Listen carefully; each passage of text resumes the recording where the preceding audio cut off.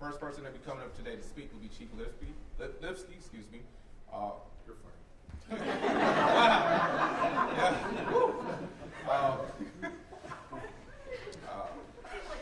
Right, I got to reset, right? So, but he'll be coming up first, and we'll go through each person at the end, and then at the end we'll take questions. Okay? Thank you, Lieutenant Williams. I'm going to keep my statements brief because you have much more interesting information to get from these folks here. I want to draw everybody's attention to the collection of individuals here, both their high caliber and positions, but also the variety of different work that they individually and uniquely have put in to dealing with this, what essentially is an overdose pandemic. It's across the nation, but we're getting hit equally, if not more hard here right in the city. So we are going to hear today from Mayor Cavalier Johnson. He's been very, very supportive of numerous different efforts that have been underway specific to the opioid epidemic and overdoses in general in supporting the Milwaukee Fire Department's mobile opioid response initiative and a number of our other initiatives underway to attempt to help nibble away at this problem. We're going to hear from Alderman Mike Murphy from District 10. Anybody that has paid attention anywhere at any time in the past 5 to 10 years understands that there's probably no bigger advocate for finding solutions to this problem than Alderman Murphy. And we're just honored to have him here today. He's also the chair of the Milwaukee County, I said that wrong, he's the chair of the Milwaukee City County Heroin, Opioid, and Cocaine Task Force. We're also very honored to have Alderwoman Jocasta Zamaripa, District 8.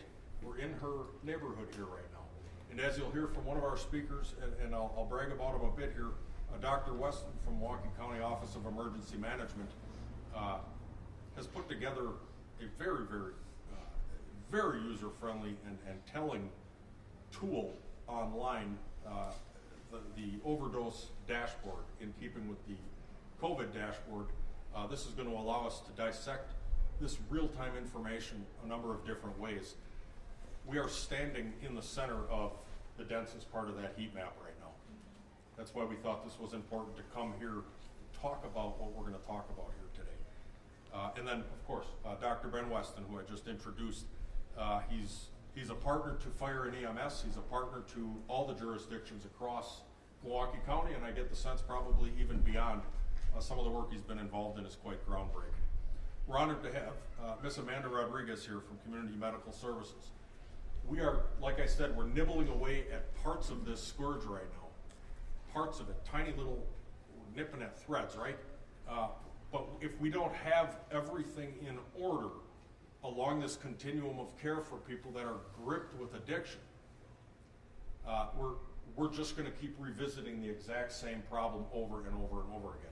Community Medical Services provides medically assisted treatment. They provide the mental and psychological support and care that people need. And I would be remiss if I don't point out that Ms. Rodriguez absolutely beat a path to my doorstep about getting these HOPE kits out into the hands of the community. And anybody that's ever communicated with me for more than 3 back and forths understands, like at a certain point I'll go, enough, okay, I heard you. The reality in this case was her persistence really drove this.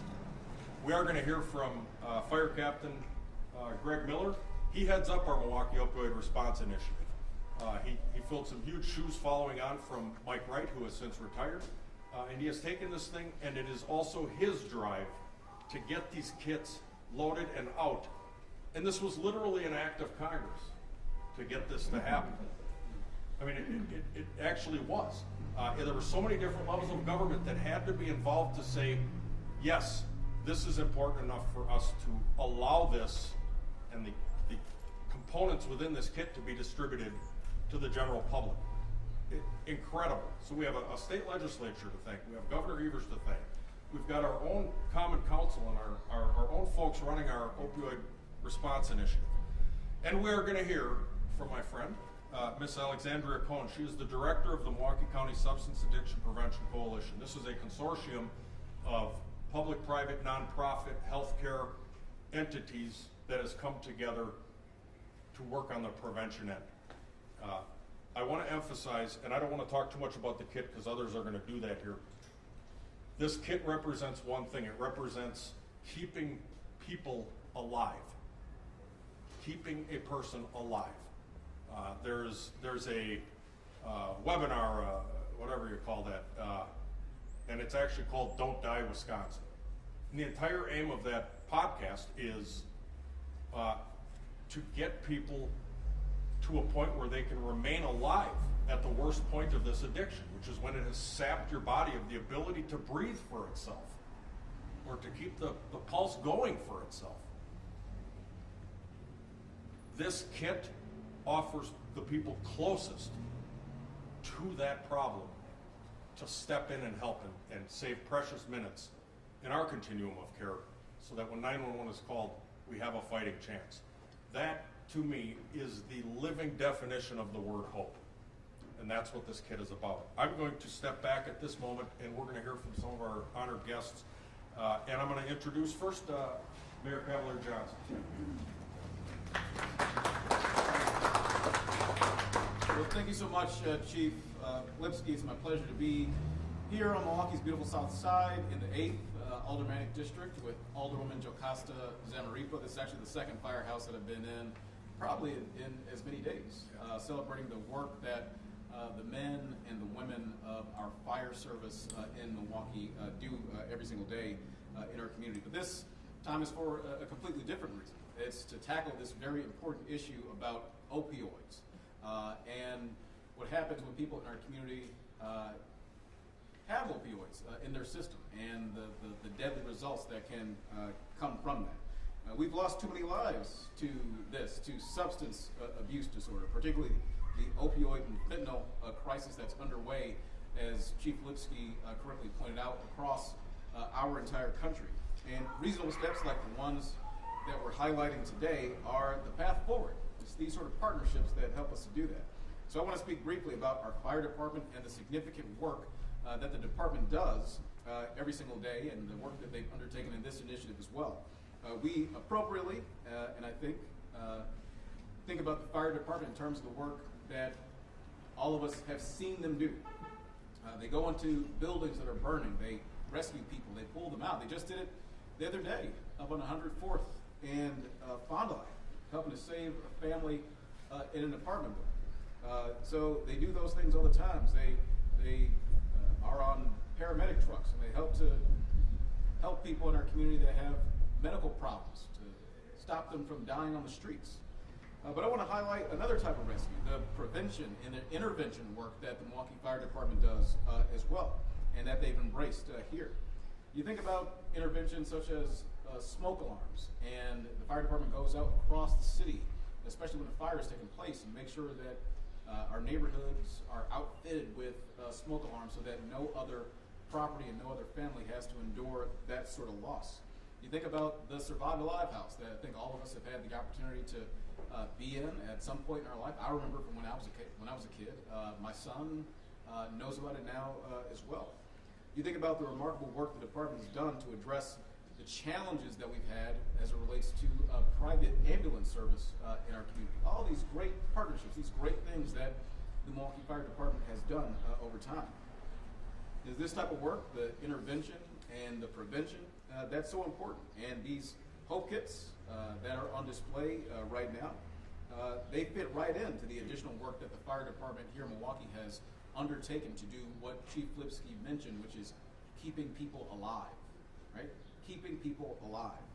So, Chief, I'm very pleased with the direction you've taken the Milwaukee Fire Department, and I want to thank you and your entire team for all the work that they do on a whole host of issues, working to keep the people in this city alive when they face these life-threatening challenges that they face. And you mentioned this as well, Chief, and I'd be remiss if I didn't say it as well. A huge shout out and thank you to Alderman Michael Murphy, who has been a champion, the champion of champions on this issue for a number of years. So, Alderman, thank you very much. And I think up next is Alderman Michael Murphy. Alderman Murphy. Thank you, Mayor, and you, Alderman Zamaripa, for having us in your district. And I want to thank you to the captain and the men and women of Engine 26, who are the busiest station as it relates to the issue of opiate overdoses in this community. I also want to say thank you to Mr. Rodriguez and the coalition for their hard work and partnerships, because that's what it's all about as we address this terrible crisis in our community. It's about partnerships. The Milwaukee Opiate Response Initiative is really a partnership between the City of Milwaukee and healthcare providers to intercede and try and save lives. This HOPE kit really symbolizes that. It's an opportunity for somebody who may have been overdosed and been resuscitated by the Milwaukee Fire Department. And we and that MORI program then help direct them into treatment programs. But we need to keep them alive. And this is an opportunity of these kits to make that a reality. Narcan is provided in this kit, but also fentanyl strips. And as was indicated, these fentanyl strips were previously illegal, and now they are legal, and they're an important tool to address this crisis. You know, I've been involved in this for nearly 10 years, and every year you think we're going to plateau and start seeing a reduction. And I'm sad to say that last year was the worst year ever. Over 650 people, according to the Milwaukee County Medical Examiner, lost their lives due to overdose deaths. Nearly 580 of those deaths can be attributed to the fentanyl problem that we're currently seeing. A number of years ago, you would not see a handful of those deaths.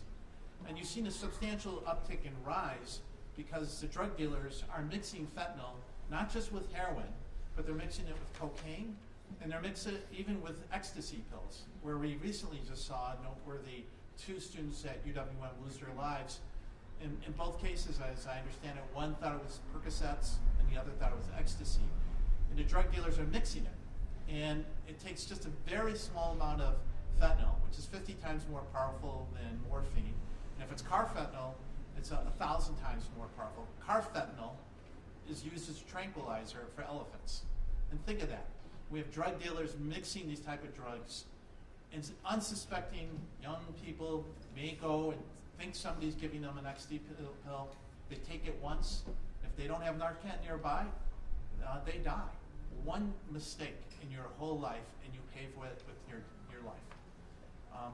So as part of this messaging today, I also want to get that message out, how important it is to talk to your children, talk to your loved ones about never accepting a pill from anybody other than your pharmacist or your mom or dad. It's so easy to happen and can happen in an instant. And getting that message out, I think it's a responsibility of all of us, especially what we see going on, which is a current pandemic that would be getting much more headlines if it wasn't for COVID. Think of that. We are losing more lives in Milwaukee County when you combine homicides and car accidents together. And because of the stigma associated with drug addiction, a lot of people turn their way and turn their eyes from it. This isn't a situation where a lot of people can pull themselves up by their bootstraps. This is a brain disease, in many respects, got hooked on a legal product, oxycodone, which we know through the lawsuits that have been filed that the major big pharma companies, specifically the Stackner family, knew exactly what they were selling and provided false information to both the doctors and the patients about the addictiveness of the drug. They pulled the drug away, and a lot of people then moved to opiates like heroin. So we have been suffering this crisis for many years.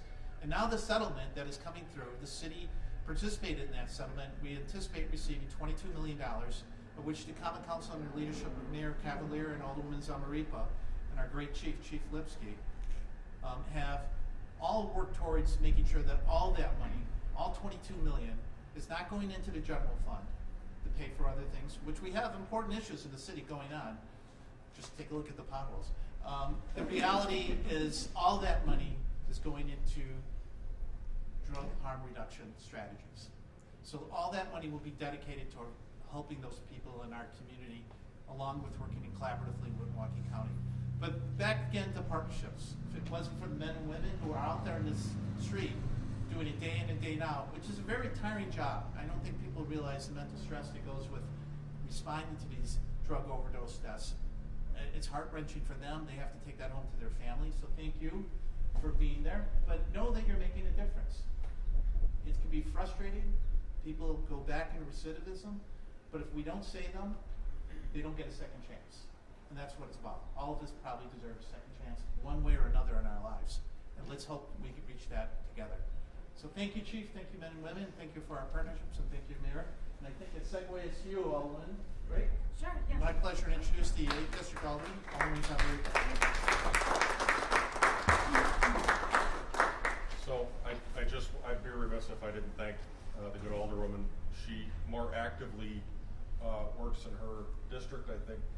I don't want to slight anybody, but I just get more phone calls from you about what we can do about prevention, and you join us and you put community groups together to go out for smoke detector drops and information stuff. So thank you, and it's an unfortunate reason we're here, but I'm also glad we had a chance to hit. Yes, thank you, Chief. Good afternoon. I'm Alderwoman Jocasta Samaripa. Welcome to Milwaukee's Near South Side. I want to thank Chief Lipsky for shining the light here on the Near South Side. Alderman Perez, who shares the 53204 zip code with me, was just talking to me last week about the high rate of overdoses and what these HOPE kits will mean by removing the stigma and making them more widely available. They will save lives, and I want to thank Chief Lipsky and the entire Milwaukee Fire Department for their dedication to our constituents here across the city of Milwaukee, to the advocates for pushing for HOPE kits across our city, across our communities, and to Mayor Johnson, Alderman Murphy for leading the charge on this effort way before I became an alderwoman in the common council with them. With that, I'm looking forward to continuing to hear the remarks from the experts who are on the front lines fighting this epidemic. Thank you.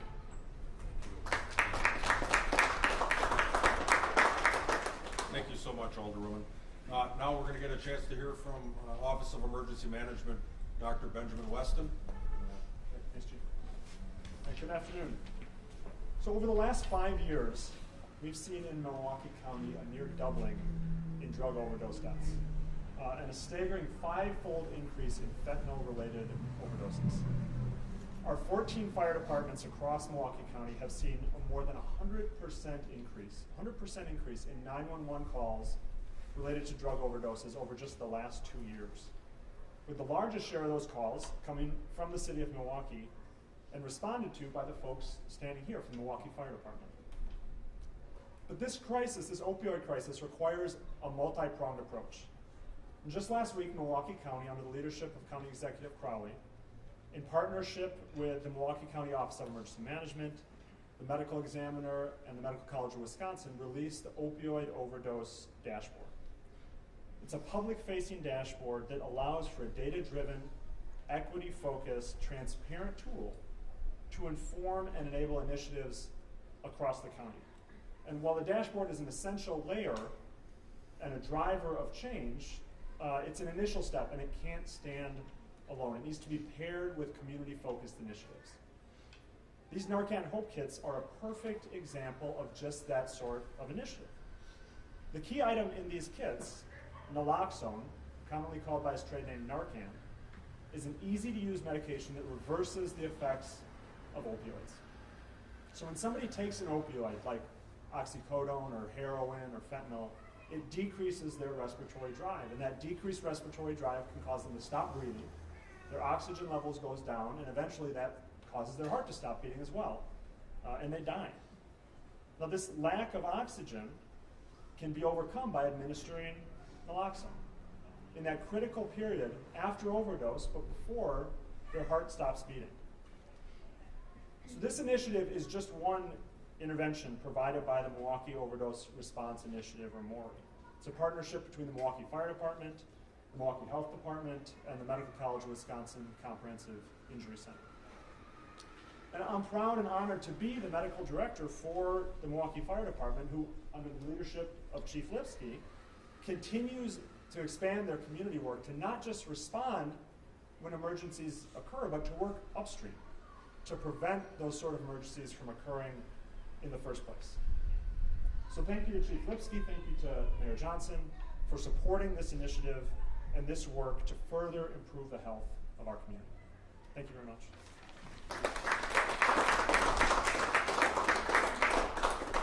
Thank you, Dr. Weston.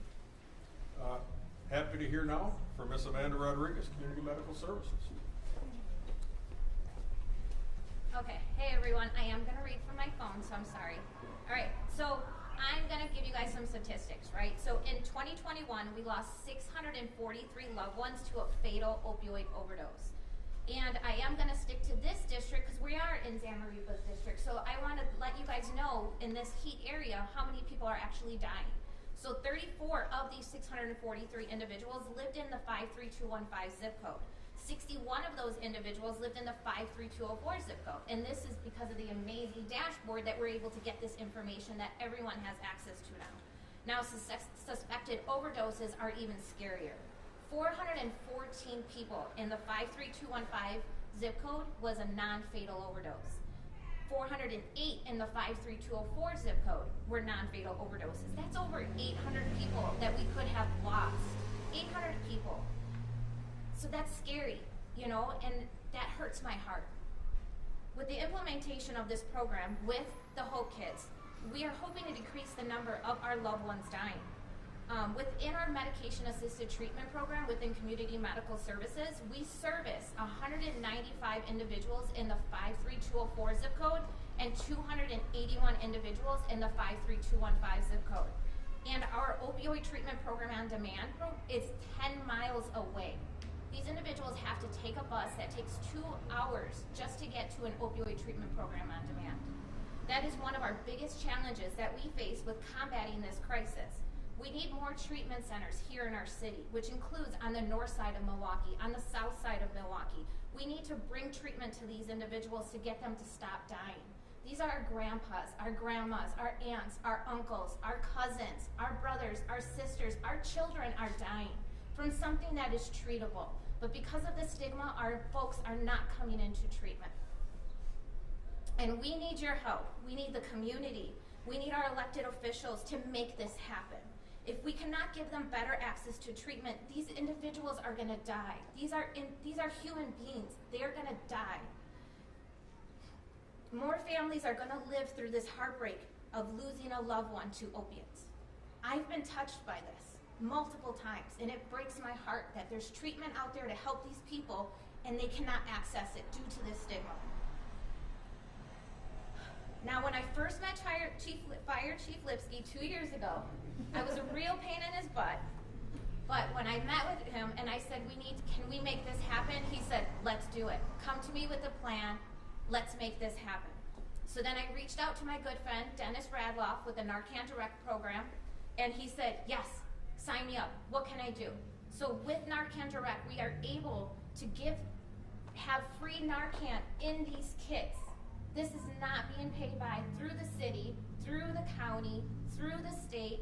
With the Narcan Direct program, we are able to supply this Narcan, and we are able to put this in the hands of individuals when they need it the most. When the fire department shows up for an overdose, they will give these individuals these kits. This is the way we can get them in their hands. And I cannot thank Chief Lipsky enough, because that was the happiest day of my life. I called everybody and I was like, oh my God, I did it. But now we're actually doing it. So thank you, Chief.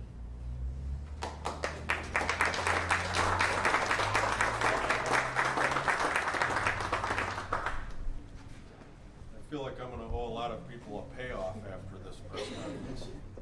Thank you so much, Amanda. I'm honored to now introduce Fire Captain Greg Miller. He's in charge of our Maury program. He's going to tell you a little bit more about the guts of what's going on. Thank you, Chief. Captain Gregory Miller, I'm the manager of our mobile integrated healthcare program for the fire department. For the community paramedics, you may have seen these nondescript, can't see it at the moment, but there's a silver vehicle that says community paramedic behind it. We have a few of those driving around town. Those are what we use for our visits, so we don't show up at somebody's home in big red here, as much as we'd like those, yes. And I want to thank everybody for stealing all of my thunder and talking about my program that I manage. It's all of our program, it really is. For those of you not familiar with our program, we do a non-emergent response within 24 to 48 hours after a non-fatal overdose. We use our 911 dispatch data, to identify those individuals. And then we go out. And up until recently, only our program was able to distribute these kits. Now we're going to be having them right away as soon as the individual is recognized as having an overdose on the scene when they're revived with the naloxone from our paramedics and EMTs. So now there's no more equitable of a service that we can provide at this time, and they can get it right then and there. and have it offered. Also, as part of this program, they can come to a firehouse and pick it up. They can see us when we're out doing other activities throughout the community and ask us for it, and we'll be providing it and some education as well. So I just wanted to take a moment and thank a few people too. Amanda Rodriguez and Community Medical Services for helping us get the kits themselves and some of the items that are inside of them. The Narcan Direct program from the state, and Dennis Radloff for approving and authorizing us to be able to train all of our firefighters and paramedics, EMTs in the Milwaukee Fire Department. It was a very large task to get that accomplished. Also like to thank all the council members for their support as well, and the mayor, and the health department for partnering with us as well. Today I can announce that we're receiving another grant from the National Association of County and City Health Officials for $500,000 for the next 18 months to help support our MOE program. And we also have a $1.2 million grant from the Bureau of Justice Administration COSEP grant. I'd like to say COSEP and repeat it all verbally for you this moment, but I'll mess it up. So it's the COSEP grant. Hit me up afterwards. So that's going to carry us through 2024 with funding. So we're really happy with that as well. I'd also like to thank the team for helping put all this together and going out and managing all of the individuals that we see on a daily basis. Thousands of people overdose in Milwaukee or receive naloxone from the fire department every year. We're only able to see a handful of them, thus happy now that they'll be able to receive the Narcan at the time of the overdose. It's filling that gap, buy them time to get into treatment. And I liken this to a smoke detector distribution. We go out and we do that as our focus program. We install smoke detectors to give an individual an opportunity to get out of the house and survive a fire. This is the same. We give an individual an opportunity to survive that fire or that overdose as many times as needed until they can get to the treatment that they need and take the path that they want to be well. So I want to thank the peer supports that we have that go out on these visits with us. Our community paramedics, our firefighters go out on these visits. We could not do it without the peers who are in recovery themselves. We can't make it. So we have a clean slate, Community Medical Services, and WIS Hope, an individual from each of those organizations comes out with us daily. So I want to thank them for what they do as well. And again, just thank all the people in the fire department for supporting this. And we're happy that this is actually happening. And I did distribute a one-pager for our MORE program, so I can answer any questions afterwards if you have any. I thank you for your time today.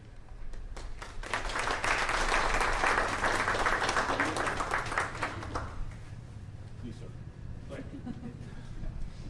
We're going to wrap up, last but not least, with my partner in crime from the Milwaukee County Substance Addiction Prevention Coalition, MCSAP, Ms. Alexandria Cohn, the Executive Director.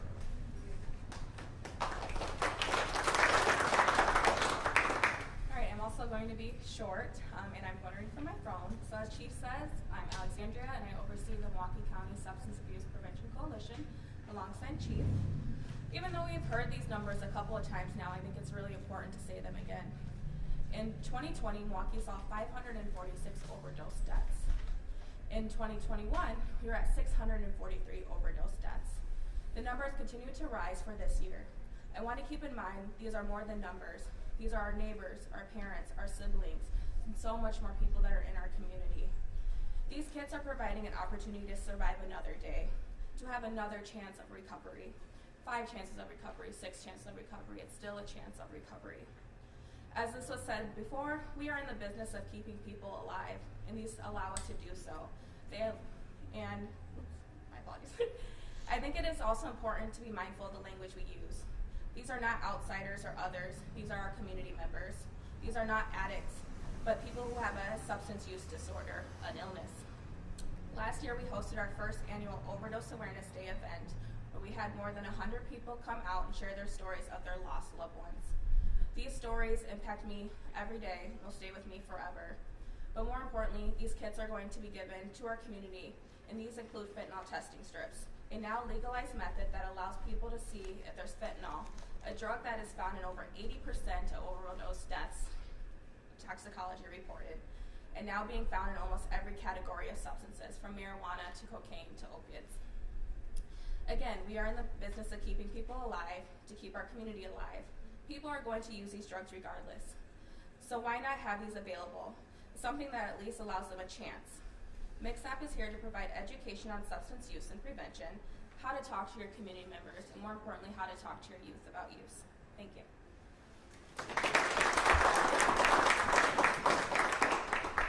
So if you'll allow me just a few more minutes here, I know everybody's getting a little chillier here. It felt better at the front end, didn't it? I want to tell you a little bit about what this actually is.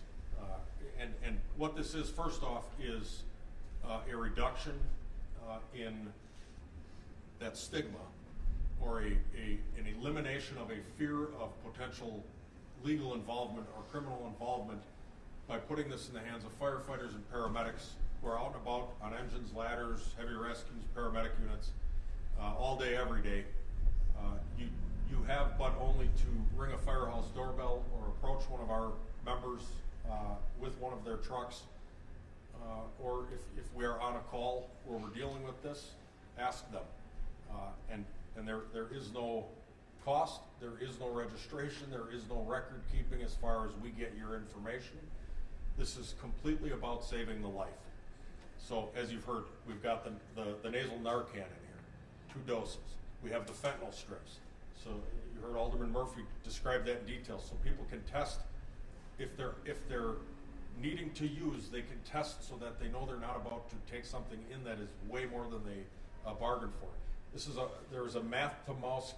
Oh, I said that wrong. A mouth to mouth. It's like I never spoke English before. I'm sorry. There is a CPR mask. Let's go that direction. So that if you're with somebody that has started to lose their ability to breathe, you can breathe for them until we get them. There's instruction cards, resource cards in here that help you if you are with somebody who's teetering on the edge of, I need to reach out for help. I don't know who to call. All of the resources, everybody that's here today is included on this resource card, so you can take your pick of where you want to start with this. And then, of course, it's in a handy bag that has the word HOPE emblazoned upon it. That's the nuts and bolts of what we're here to talk about today. It's a very real thing to go out and to attempt to lay hands on people, to bring them back to life, and to lose that fight. And our folks here, they do this with great regularity for this and a host of other reasons, but this one here is just, numbers-wise, it needs more attention. So we're happy to leverage our credibility with the community to get more attention on this matter and to try to help in this very tangible way. I'd like to just mention that there's probably should be 10 other people invited to come up and speak, but you folks have to get this out by 5, I'm assuming, right? But this is a huge team that's come together to make this happen, and I can't thank them all enough. My personal Swami, Lieutenant Jeff Gauthier, Lieutenant on Milwaukee's busy Northside Ladder Company 12, has been extremely active behind the scenes in the recovery and addiction space. And I was so pleased when he sent me an email the other day after we published our internal notice on this matter and said, this might be the best notice that I've received since I've been a Milwaukee firefighter. It felt very good from someone who's on the ground with it every day to hear that. So that's what we have, and we are all available for questions unless somebody has a 3 o'clock they got to get to. I guess maybe for Alderman Murphy, you'd mentioned that the fentanyl test strips were previously considered illegal, I think just before last week. So what changed, and did that contribute to the stigma? Yeah, I think so.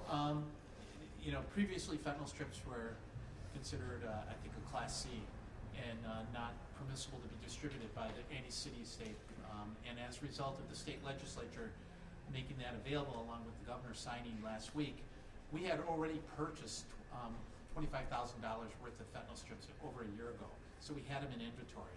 And we just felt how strongly that they should be part of the whole package.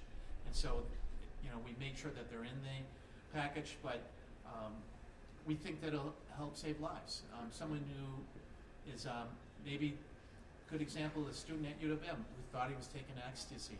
He could have put that in here and found out, oh my goodness, this is mostly fentanyl. If I had taken that, I would die. So, these packages represent saving lives. mean, amazing. This could save your life.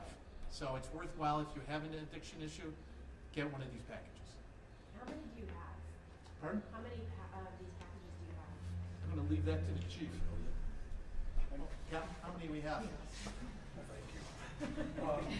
Initial order was 1,000, but we have an unlimited supply from the Department of Health Services, the Narcan Direct program.